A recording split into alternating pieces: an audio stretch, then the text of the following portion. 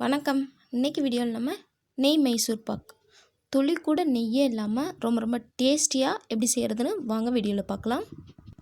First ஒரு pan அடுப்பில் வச்சு அதில் 1 கப் அளவுக்கு கடலை மாவு சேர்த்துக்கிறோங்க.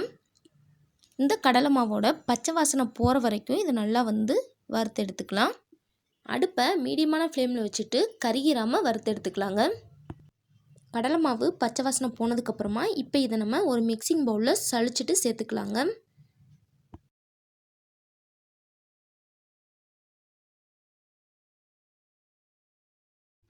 இந்த மாதிரி கடலை மாவை சளிச்சிட்டு சேர்த்தா தான் கட்டிகள் எதுவுமே இல்லாமல் கிடைக்குங்க. அதனால் இந்த மாதிரி நல்லா சளிச்சிட்டு அதுக்கப்புறம் சேர்த்துக்கோங்க.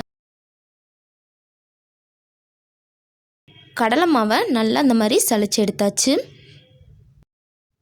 இப்போ இது கூட நம்ம எண்ணெய் சேர்த்துக்கலாங்க. வாசனை எதுவுமே இல்லாத எண்ணெயாக சேர்த்துக்கோங்க. தேங்காய் எண்ணெய், கடலை எண்ணெய், நல்லெண்ணெய்லாம் சேர்த்துக்கக்கூடாது. வாசனை இல்லாத எண்ணெய் எதுவானாலும் சேர்த்துக்கலாங்க. 1 கப் அளவுக்கு எடுத்திருக்கேன். இதில் 3/4 கப் அளவுக்கு எண்ணெயை மட்டும் இப்போ சேர்த்துக்கிறேங்க. இந்த 3/4 கப் மட்டும் எண்ணெய் சேர்த்துட்டு மீதி இருக்க 1/4 கப் நீங்கள் நெய் சேர்த்திங்க அப்படின்னா நம்மளோட மைசூர் பாக் இன்னும் நல்லா வாசனையாக டேஸ்டியாக இருக்குங்க. நம்ம இன்றைக்கி ஃபுல்லாகவே எண்ணெயை சேர்த்து தான் செய்ய போகிறோம். இருந்தாலும் நல்லா டேஸ்டியாக இருக்கும். வாசனை மட்டும் கொஞ்சம் கம்மியாக இருக்குங்க. சேர்த்துட்டு இந்த மாதிரி கட்டிகள் எதுவுமே இல்லாமல் நல்லா கலந்து விட்டுக்கலாம். நம்ம சளிச்சிட்டு சேர்த்தனால அவ்வளோ சீக்கிரத்தில் கட்டிகள் விழுகாது. இந்த மாதிரி நல்லா கரைச்சி எடுத்தாச்சு. இப்போ இதை அப்படியே வச்சுட்டு இப்போ ஸ்டவ் ஆன் பண்ணி ஒரு பேன் அடுப்பில் வச்சுக்கலாங்க. அதில் 1 கப் அளவுக்கு சர்க்கரை சேர்த்துக்கிறேங்க.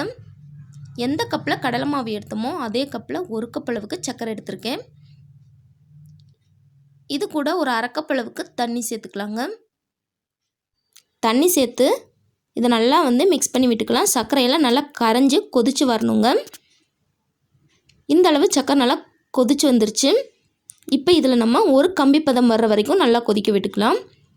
பாருங்கள், ஒரு கம்பி பதம் வந்துருச்சு. இந்த ஸ்டேஜில் நம்ம கரைச்சி வச்சுருக்க கடலை மாவை இதில் சேர்த்துக்கலாங்க. ஒரு கையில் சேர்த்துட்டே ஒரு கையில் கலந்து விட்டுட்டே இருக்கணும்.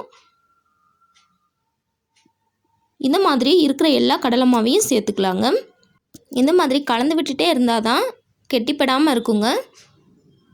இருக்கிற எல்லா கடலை மாவையும் இந்த மாதிரி சேர்த்தாச்சு. சேர்த்துட்டு இதை நல்லா மிக்ஸ் பண்ணிகிட்டே இருங்க.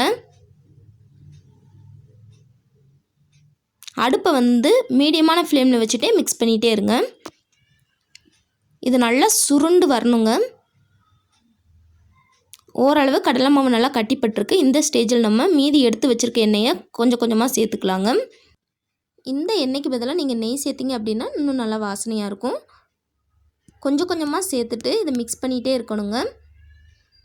மீடியமான ஃப்ளேம்லேயே நல்லா மிக்ஸ் பண்ணிக்கிட்டே இருங்க. எண்ணெய் கொஞ்சம் கொஞ்சமாக அப்சர்வ் பண்ண மீதி இருக்க எண்ணெயை சேர்த்து மிக்ஸ் பண்ணிகிட்டே இருங்க. எடுத்து வச்சுருந்த எல்லா எண்ணெயும் சேர்த்தாச்சுங்க. இதை நல்லா மிக்ஸ் பண்ணிகிட்டே இருக்கணும். கரெக்டான பதம் வர்ற வரைக்கும் இதை நல்லா மிக்ஸ் பண்ணிகிட்டே இருங்க. இன்னும் நல்லாவே கட்டிப்பட்டு வந்திருக்கு. பாருங்கள், பபிள்ஸ் நல்லா பெருசாக வருது பாருங்கள். இதுதான் கரெக்டான பதம். சட்டியில் கொஞ்சம் கூட ஒட்டாமல் நல்லா அல்வா மாதிரி திரண்டு வந்திருக்கு. இதை எடுத்து ஊற்றினாலும் நல்லா ரிப்பன் மாதிரி விழுகுது பாருங்கள். இப்போ கரெக்டான ஸ்டேஜில் இருக்குது. இப்போ ஸ்டவ்வை ஆஃப் பண்ணிடலாம். ஆஃப் பண்ணிட்டு ஒரு பிளேட்டில் சேர்த்துக்கலாங்க. பிளேட்டில் முதல்ல நல்லா சுற்றி எண்ணெயை தடவிட்டு எடுத்துக்கலாம். இந்த மாதிரி ஃபுல்லாக எண்ணெயை தடவிட்டு இப்போ இதில் நம்ம ரெடி பண்ணி வச்சுருக்க மைசூர் பாக்கை சேர்த்துக்கலாங்க. எந்த அளவு பர்ஃபெக்டாக இருக்குன்னு பாருங்கள்.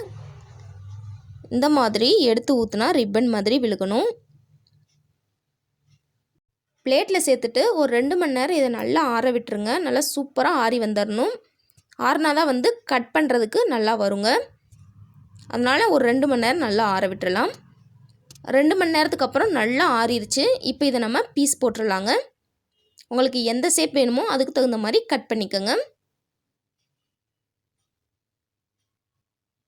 கொஞ்சம் கூட ஒட்டாமல் பர்ஃபெக்டாக கட் பண்ண வருது பாருங்கள். ரொம்பவே சாஃப்டாக இருக்குது. கடையில் வாங்குவோம்ல அந்த மைசூர் பாக் மாதிரியே ரொம்பவே பர்ஃபெக்டாக வந்திருக்குங்க.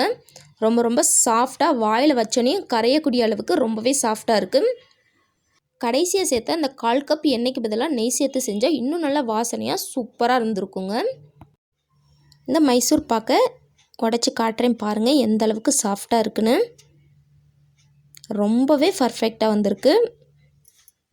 நான் சொன்ன இதே அளவுகளோடு நீங்களும் உங்கள் வீட்டில் கண்டிப்பாக ட்ரை பண்ணி பாருங்கள். ரொம்பவே சூப்பராக வருங்க. இந்த வீடியோ உங்களுக்கு பிடிச்சிருந்தால் லைக் பண்ணுங்கள், ஷேர் பண்ணுங்கள். மறக்காமல் நம்ம சேனலை சப்ஸ்கிரைப் பண்ணிக்கோங்க. தேங்க்ஸ் ஃபார் வாட்சிங்.